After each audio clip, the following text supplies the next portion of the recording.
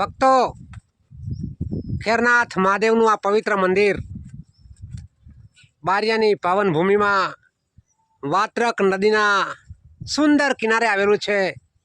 આજે અમે ભાદરવી પૂનમના દિવસે ખેરનાથ મહાદેવના દર્શનાર્થે આવ્યા છીએ. આજુબાજુ જોરદાર જબરજસ્ત કુદરતી વાતાવરણ છે અને વાત્રક નદીમાં જોરદાર જબરજસ્ત પૂર આવ્યું છે. સામેની બાજુમાં ઉત્કંઠેશ્વર મહાદેવની ધજા દેખાય છે. ખેરનાથ મહાદેવની આ પાવન ધરતીમાં તમે પણ જ્યારે ગુજરાતમાંથી આવો, અવશ્ય ખેરનાથ મહાદેવના દર્શનાર્થે ખેરનાથ મહાદેવના પવિત્ર મંદિરે પધારશો. અમારા તમામ મિત્રો આજે ભગવાન ખેરનાથ મહાદેવના દર્શન કરીને પાવન થયા છે. જોંબાલા ઋષિની તપશ્ચર્યા કરેલી આ તપોભૂમિ, જ્યાં 33 કરોડ દેવતાઓએ અહીંયા યજ્ઞ કર્યો છે.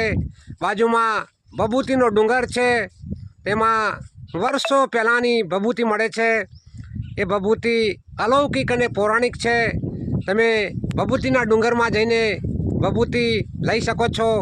અહીંયા જોંબાલા ઋષિની પાવન ધરતીમાં સમગ્ર ગુજરાતના યાત્રાળુ આવે છે.